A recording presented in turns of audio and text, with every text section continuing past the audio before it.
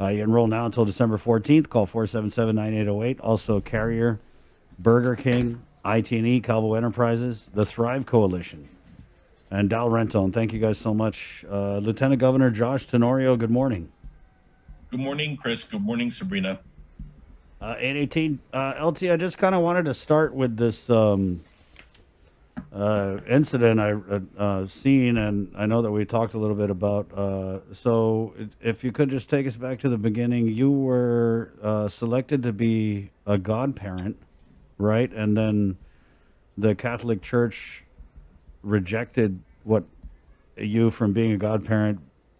I can't even because you're gay. I think it's more because I'm in a relationship. So I think the church is fine if you're gay, but you're not supposed to do anything about it. Huh? So, it's kind of like pretend it's not happening. Let me say this first. The Yeah. church, they are entitled, I guess, to discriminate the way they want to based on their belief systems. And, so it is so I guess maybe I'll tell you how I feel about it because it's sort of a catch-22. There's a conflict between the church teachings and how I'm living my life. Now I'll just say though that clearly there's a conflict in almost every single Catholic living on Guam and church teachings. There are a lot of people that are not married. There are a lot of people that are divorced. There are a lot of people that have committed adultery, especially. There's a lot of people that have stolen. The reason it came up and this happened in the early part of summer, June. I never really said anything about it, but in another interview, they were talking about Equality Guam, and they were asking me about, what are the issues that you're looking at? And I used that as an example to show that there are still many people that don't agree with the kind of life that I'm living in. And one of the examples was the situation at the church where I was asked to be a confirmation godfather. I do have other godchildren in previous years, and this one it actually was two. I have two nieces. One of our relatives actually, Tenorio from Jotnia, which is I'm connected to, Right. and then another niece that I've seen since she was in her mom's stomach. I've always had a very close nurturing relationship with her. And I was so surprised and honored that she had asked me, both of them had asked me. And so what happened was I went to practice in Jotnia Church, and there was a complaint made because I was seen at the practice. And the parishioners, complaint was that should not be eligible to be a godparent because actually they said because I'm engaged. I'm not engaged, maybe sometime in the future, but I am living in a relationship. And, in many ways, I feel, although the church teachings, right, for me, I mean, I just don't feel that it's any of their business to reach into my home. And the priest that I met, who's a friend, was very polite, just kind of told me that, for unmarried straight couples, who are in a situation to be godparents, they usually will let them do it because within the faith, there is a pathway for them to get married. And the priests use this as an opportunity to minister to them so that they could get married in church. But unfortunately for gays, that is not the case. And it never will be the case. Marriage in that context is a religious ceremony, but in the legal government context, it is a civil right. And what I told her is that told the other interviewers that there are people in the community that downright disagree with my kind of lifestyle, or people that are walking along with my shoes. And the organization Equality Guam and numerous other organizations are established to make sure that those don't bleed into the public area, that they don't impose those religious beliefs on the progress and the civil rights that we have been able to obtain over the course of several years. And given the fact that the U.S. Supreme Court has just changed into a conservative majority, that there probably are going to be opportunities in the future for local legislation to be passed and sustained to take away those kinds of rights. And I'm going to be part of that movement to push back against it. So that's kind of like the context of the Mm, conversation. I didn't, Chris, a couple times, and Serena, a couple times I almost mentioned it on the show, but on your show, yeah. but I kind of wasn't really wanting to make a big deal about it. And when I mentioned it last week, it really was trying to kind of underscore what the reality is here on Guam. Because in Guam, there is still a movement that is upset or angry with the kind of progress that LGBTQ people have made.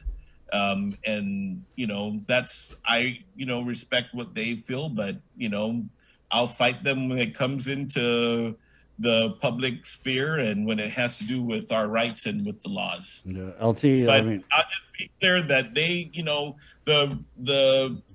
the churches have the right to determine how they want to worship and what rules of engagement they have, and I don't have any issue with that. But I'll just say that um, I think the church leadership, they determine what the priorities are and how they're going to right, yeah. address people like me, I guess. And the Archbishop has shown that it is a priority of his to address, like you said, people like you in the way that they're addressing. I mean, I just had a whole interview with him here where he sat down with Glenn Lujan, and I thought it was going to signify a change in the direction. But LT, I just got to ask, how did you feel? Because you have other godchildren. You're a Nino. I I mean, how was many? I'm pretty sure you got a lot of god kids, right? I mean, how many times you've been a Nino, but to go my in? oldest. Can I just say, my oldest godchild has a baby already. She's married, so we've been in the game. All three of us are a little getting on in age, so it's Yeah. a reality. I was surprised. I really didn't expect it. I mean, I thought so how it rolled out, I was told that I could not participate in the Jotnya ceremony, but I thought that I was going to be able to participate in the Tumuning one, and that it was going to be really the discretion of the pastor. But it had apparently had elevated into other areas, and what I told Polly was, I understand the church teachings, but I'm not going to lie about who I am. And unfortunately, that's how it's going to be. And I consider the girls to be my godchildren in the cultural way, but for the religious ways, I don't, I would not be. It's for me, I was. It's so interesting because after that, I saw a few priests said later on in the week, and I actually was telling some of them it's real interesting, off the record, or when you talk to people off the record, Yeah. some people, they'll say, I'm really sorry that even within the church, there's a big debate about this, right? The U.S. Conference of Bishops was outraged when Pope Francis made that comment about civil unions, right? And the bishop here uh, tried very hard to try and differentiate the personal opinion of the Pope versus what the teachings are of the Vatican. And we all understand that, but we're living in 2020.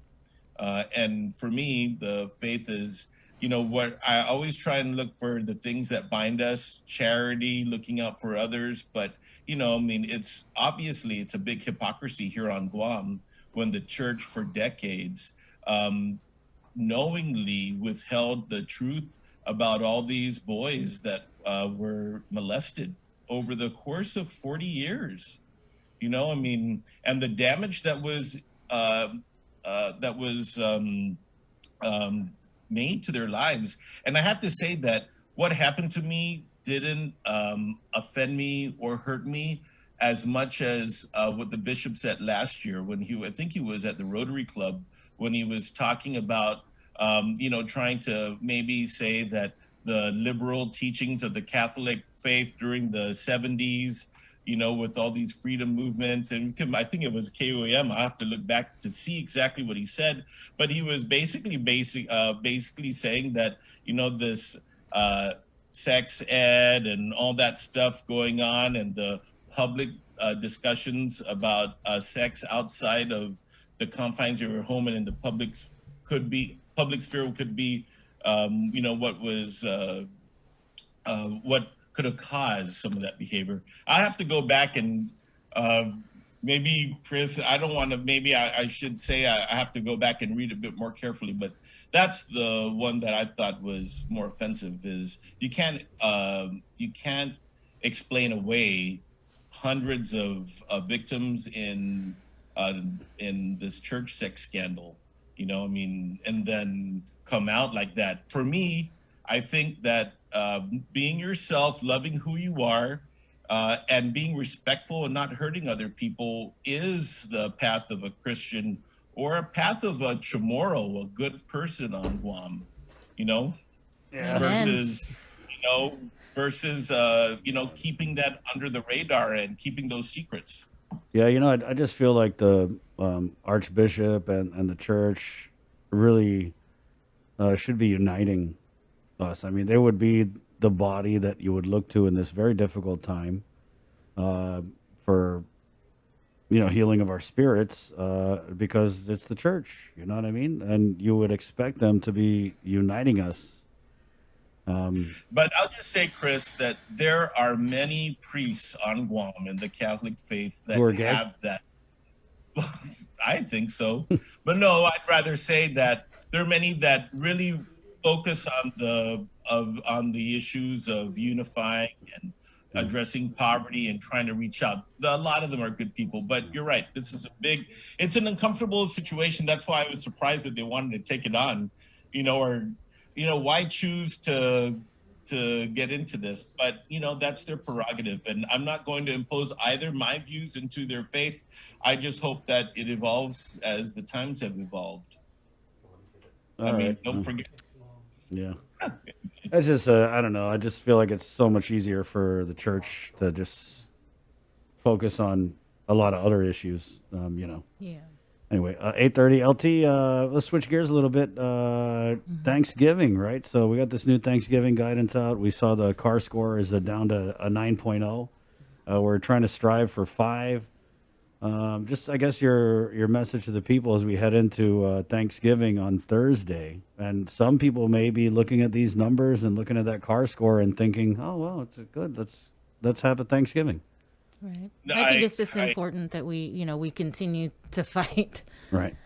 But go ahead. Yeah, no, I mean, I think we have cause for optimism, but that optimism might fade away next week when, if and when we see a spike. And I just think that what we're experiencing right now is, the inclination, the instinct, the desire for us to be with people who we love all the time, and I think that I've been seeing, over the weekend, I saw a bunch of Instagram posts. I saw a booze cruise. I saw all sorts of stuff going on, where I'm thinking, oh my gosh.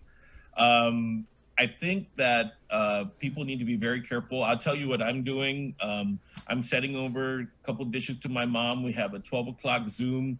It's an opportunity, actually, because we're Zooming with our aunts and uncles and cousins in the States who we haven't seen or talked to.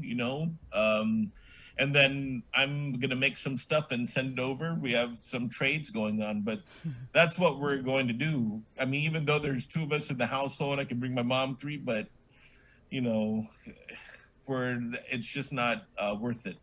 It's painful. It's painful. I love Thanksgiving. I can make everything, Chris. No way. Serena, I was just gonna I ask can what. make Yeah, what are you making? I can make everything in Thanksgiving by myself and do the dishes. I'm Wow.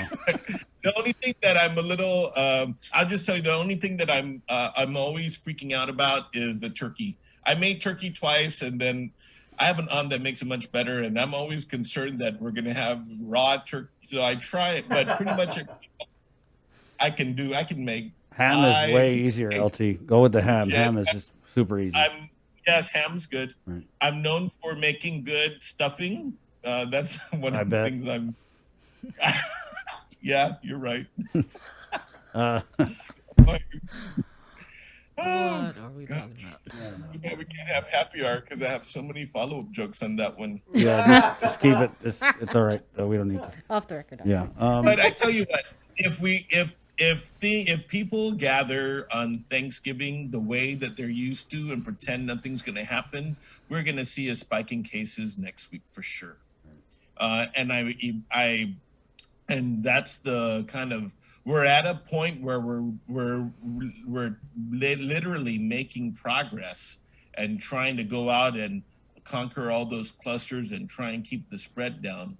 But any slip, I mean, even here at the governor's office complex, the entire BB Mars closed. Somebody got it. Right. So it's out there. And as we talked about before, it's very highly infectious. In fact, this morning, Chris, I have one of my best friends living in Ohio called to tell me that she, her husband, and her 2 kids all have it. Damn. And they're dealing with it right now. She said that there are 12,000 new cases in that state just today. So it's escalating everywhere. If you're looking at Korea, Japan are all now trying to go in and center in on some clusters that have just surfaced. Australia, that was almost free, is doing the same. So the danger's around, and we're going in the right direction compared to the other parts of the country. And we were versus, about a month ago, we're one of the few going in the wrong direction when the entire country was going in the right direction. Right, So yeah. things are fluid. So there's danger out there. You have to think twice about what you're going to do. And I know you're not going to be happy about it, but like I said, if we can focus on getting the numbers down and try and make it to Christmas and have a little bit, better outlook. I mean, Right. that's kind of like what the Strive for 5 in essence Yeah, that would be a is doing. And miracle. by the way, Chris, Sabrina, I just want to thank you for the attention you're giving to the CAR score to try and help people understand and for them to see the progress. But Yeah. I think we're all on the same book with our instincts that things look rosy right now, but any slip can get worse. And unfortunately, you get the sense that it might happen out there in this community. Right. I'll And I see- think that's like for me, that's what I want to make sure everybody understands that just as quickly as it could go down, it can go up. And so, Very fast. right. LT, when you talked about how we kind of, and we brought this up with Ken Lujan of the SBA, we're kind of sailing along under this current version of the P-Core 1, right? I feel like some businesses are hitting their stride. The doctors that come on talk about this downward trend that we're seeing. That being said, is it time? Are you discussing at all any easing of restrictions, or are we kind of just putting all our eggs in the CAR score basket and waiting till we get down to 5 to say, okay, maybe we'll try dine in or whatever? Because I know there's a lot of tinkering that can go on, right? Yeah, no, right now the posture is heading to 5. That's the posture right now. And but planning for the future. I mean, on the other side of the coin, we're still coin. We're still planning, for what life is going to be right after the holiday. Still planning with DOE, trying to prepare for face-to-face options. And I want to emphasize that it's always options, but it's all going to be based on the scores. So again, if we want to be able to take steps to normalize, then we just have to get the cases down and the positivity rate down. And so I think the posture will remain the same for now. And we're monitoring it on a daily basis and signs of optimism. But again, that's the most dangerous time, when we feel that things are starting to get better, because people start loosening up what they're doing in their homes and in their households. I wanted to see if you had a chance to review or look at the CDC's new level 4 rating travel alert for Guam, and if you had a reaction to that. Yeah, so I haven't read all about it yet. My reaction is that usually things kind of lag, but I would say that it's kind of like a double edge, right? Because it also would try and help us prevent further infection from coming into the island. But it is a stark reminder of the reality that we've been living in for several months now, where we've been having these dramatically high number of cases, and then the clusters in construction and in the prison right, are very, very serious. And of course, the when we hit 104 patients at the hospital, on a small island, those are all signs. But I think I would expect the ratings to obviously change and be based on what our reality is. And we have some CDC folks still on the ground and helping us, and appreciate their help too. But yeah, I would say it's a reflection of the reality that we've been living. But hopefully, if we continue to get the scores down, that would change. I'm The big thing too is the progress being made on the vaccination front also. So I've been on a couple calls with the governor and folks from CDC and DC talking to us about the vaccines and how the country is divvying up the ones that are coming up. And although they haven't come up with their strict guidelines yet, but they have telegraphed to us, and we have already started to poll healthcare workers and those that are responsible for COVID response and patient care to determine how many of them are willing to take a vaccine. And of course, a vaccine is optional. There's a lot of folks that think that there will be a mandate for a vaccine, but remember,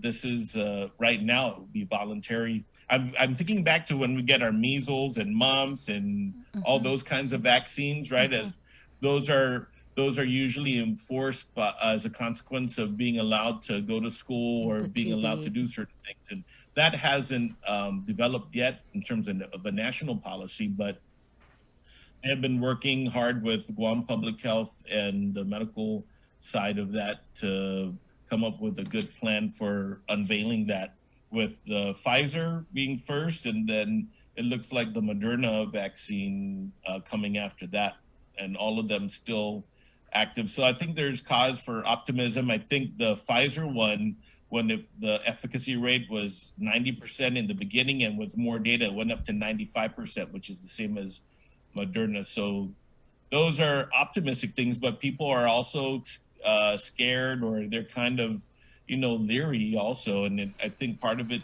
rollout's going to be the confidence that we get from the national government, from Dr. Fauci. I know the governor, we were talking, if the president told her to take the vaccine, she would not. But if Dr. Fauci said, she probably would consider it. So there's a lot of this is a new thing, and people are been living in misery and fear for a long time, and the vaccine seems to be a case for optimism. But even that is going to be months and months of rolling out. So it's going to be the best thing, more than the vaccine, is trying not to get infected and doing your best. But like I said, highly infectious, and it can slip in when you least expect it. Is that a requirement that we have to come up with this plan and I don't know, submit it to HHS or? Yes, I believe that and like I said, there are CDC folks here also that have been helping GovGuam formulate, and public health officers from the U.S. Public Health Service that are here coming up with that. But yeah, they have to come up with. Basically, what we're doing is we have to come up with a lot of data points so that we can help the U.S. government make a case to get greater distribution of the doses on Guam. But it's all based on how many were manufactured in the States, when they would be coming out. A lot of planning and logistics on the national front. And so for locally, it's making sure that we're ready for that pipeline, and that we have all the logistical considerations down, the facilities down, and all the kind of things that we'd be able to launch a successful campaign in terms of getting people vaccinated. Yeah. Are you monitoring or tracking what's happening with over at GMH with the they started the transfusions for the Bemlani VMOB, the antibody treatments? They just started. Yes.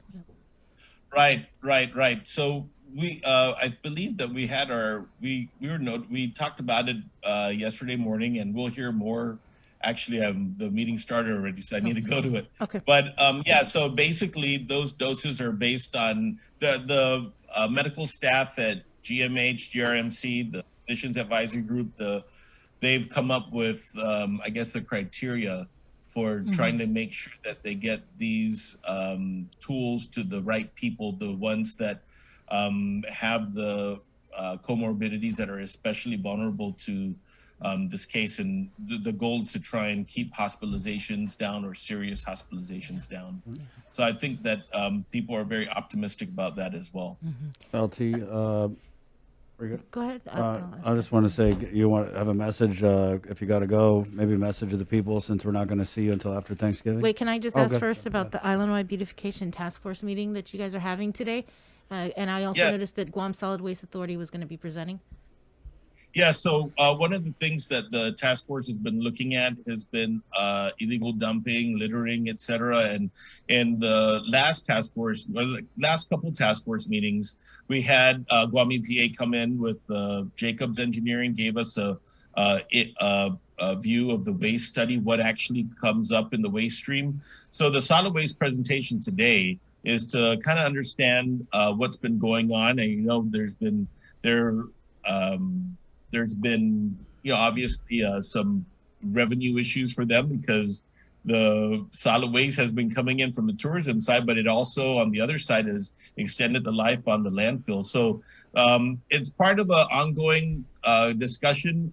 My goal is to try and recommend try and pursue a deadline for universal trash collection, and then working our way backwards with all of the work that needs to be done about what rates there would be and how to address the households that maybe only have one person or the ones that are living below the poverty level. So there's a lot of math involved and a lot of policy involved, but we really believe that if there was universal trash collection, we would see a reduction in the amount of illegal dumping and littering going on. And also try and have a bigger group to try and recover as much material from the solid waste that could be reused or repurposed somehow.